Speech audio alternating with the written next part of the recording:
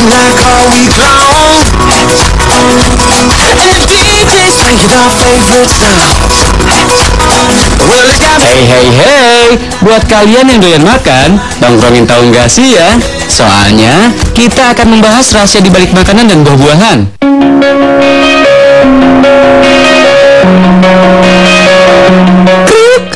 Kurang lengkap rasanya kalau makan nasi goreng tanpa ditemani dengan kerupuk ya guys. Kerupuk biasanya terbuat dari tepung tapioka yang dicampur dengan bahan perasa seperti ikan atau udang. Tekstur kerupuk garing karena proses penggorengan. Tapi ada beberapa kerupuk yang digoreng dengan pasir tuh. Ada yang tahu kenapa kerupuk bisa digoreng dengan pasir ya? Mulai dari adik-adik yang imut dulu deh.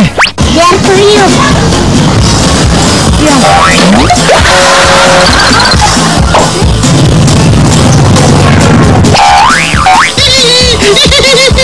Wah, masih salah semua ya. Para artis ibu kota mungkin tahu kenapa ada kerupuk yang bisa digoreng dengan pasir. Dia kehabisan minyak kali yang makanya gorengnya pakai pasir.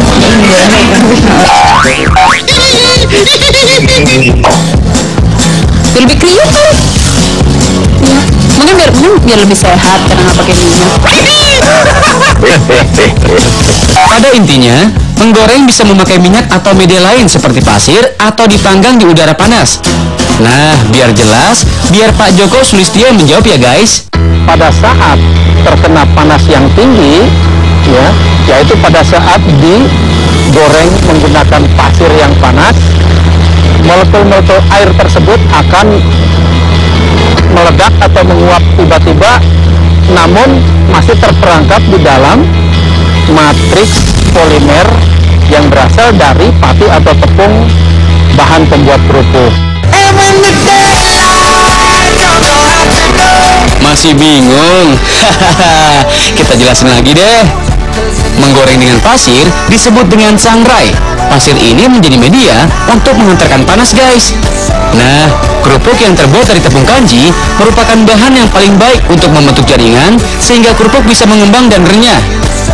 Kerupuk yang belum digoreng dengan pasir sebaiknya mengandung air sekitar 7-10%. Saat kerupuk terkena panas, maka air akan menguap dengan cepat dan nyaris membuat ledakan mendadak. Eits, jangan bayangin meledaknya kayak mercon ya. Ledakannya hanya berupa air yang lepas tuh. Kalau airnya sudah nggak ada, otomatis tepung kanji jadi kering dan kaku. Jadilah kerupuk yang garing. Jenis pasir yang digunakan aman kok. Biasanya, pasir tersebut berasal dari gunung atau sungai yang sudah dibersihkan. Nggak boleh mengandung racun seperti logam berat dan tidak mudah larut dengan bahan lain.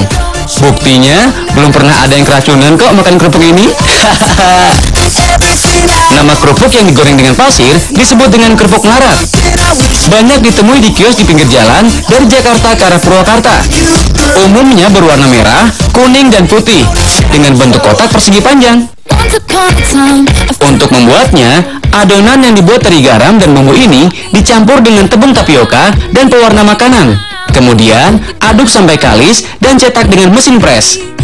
Setelah dipres, kerupuk dikukus dan dijemur sampai kering. Nah, kerupuk melarat siap digoreng dengan pasir dan dijual sebagai oleh-oleh khas dari Jawa Barat. Kerupuk pasir rasanya gurih dan renyah guys. Selain itu, kerupuk yang digoreng dengan pasir mempunyai kelebihan daripada menggoreng dengan minyak goreng loh. Rasa renyahnya lebih tahan lama, lebih murah, dan lebih sehat karena tidak mengandung kolesterol yang biasanya berasal dari minyak goreng.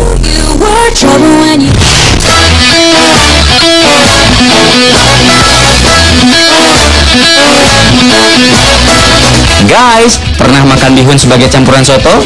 Atau makan mie soun yang ada di dalam laksa? Sepintas, bihun dan soun mirip ya.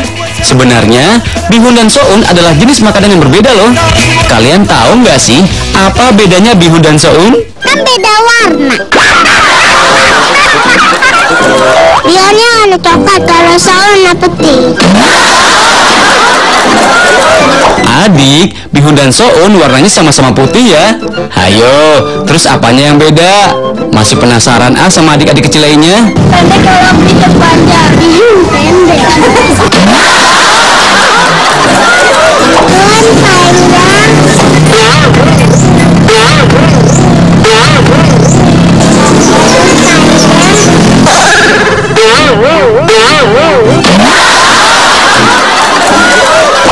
artis ibu kota. Tahu nggak ya bedanya bihun dan soun?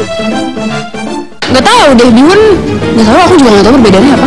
Aku sih selalu beranggapan mereka benda yang sama. Bihun lebih tipis dari namanya ini udah beda mbak ya. Lagu dia itu sepertinya udah beda. Beda soun sama bihun. Kalau bihun itu warnanya agak kecoklat-coklatan atau agak keruh ya. Kalau soun itu putih banget dan lebih kenyal, lebih lembek, lebih halus lah. Itulah kalau direbus tuh lebih halus. Kalau bihun itu agak-agak keras dan. Jawabannya Bang Daus masih kurang tepat tuh. Kalau dari namanya sih udah pasti beda kan. Tapi yang lebih membedakan adalah bahan pembuatnya tuh. Perbedaan bihun dan soun itu dari tepung. Kalau bihun itu terbuat dari tepung beras, kalau soun itu terbuat dari tepung dari kacang hijau, saripatinya, dan ditambahkan dengan tepung jagung saripatinya.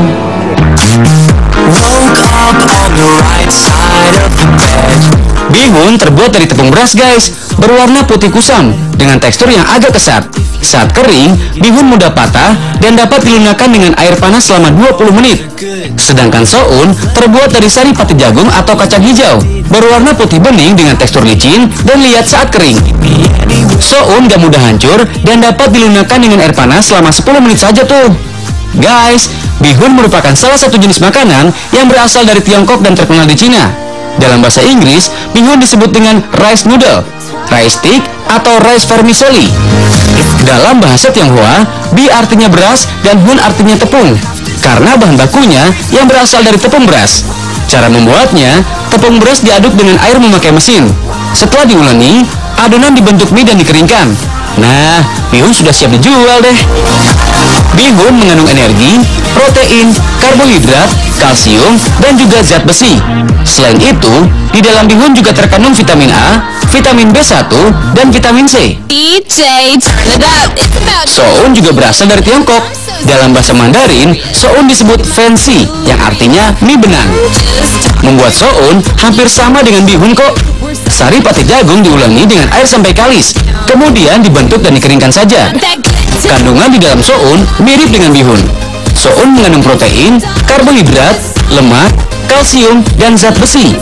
Selain itu, di dalam soun juga terkandung vitamin A, vitamin B1, dan vitamin C. Bihun dan soun sama-sama menjadi sumber energi dan baik untuk kesehatan ya guys.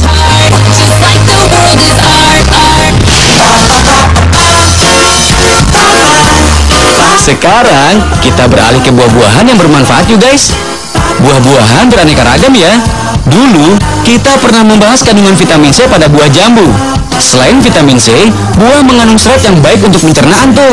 Kita tanya lagi yuk ke adik-adik imut ini. Tahu nggak sih buah dengan kandungan serat tertinggi? Pisang. Pisang kali yang gendut.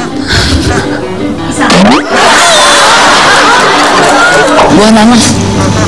Buah jeruk. Soalnya kalau bisa habis makan seret aja gimana gitu. Kalau seret, buruan dikasih minum ya kak. Nanti bisa keselak tuh. Buah kelapa, seratnya tinggi. Ya coba aja kulitnya dibuka, pasti seratnya banyak tuh. Ya kan bakal nyuci piring. Jeruk. Kering. Kalau serat.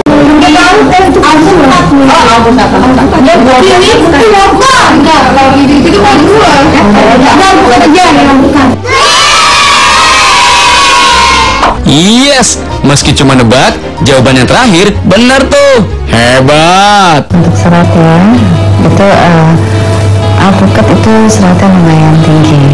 Dia lebih tinggi dibandingkan raspberry ataupun jambu kutub.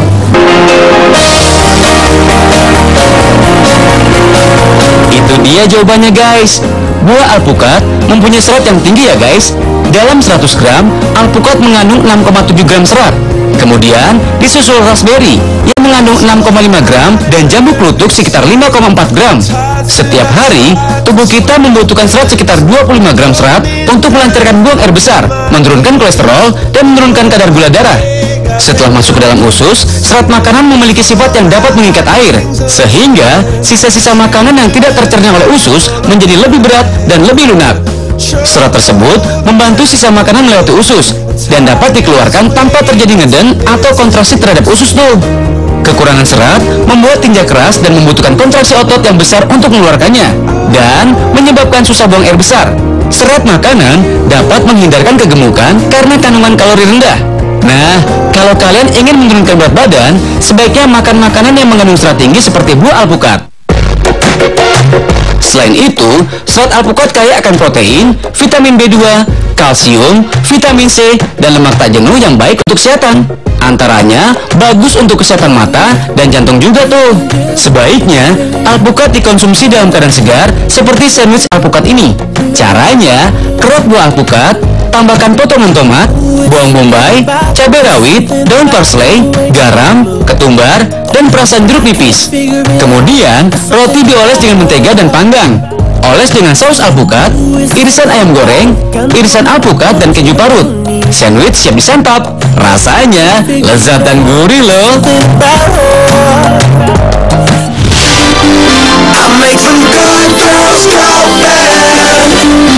Masih ada rahasia di balik makanan dan buah lainnya guys, seperti kandungan omega 3 tertinggi pada kacang-kacangan. Ada yang tahu jawabannya? Kacang kenari. Kacang kenari. Bingung.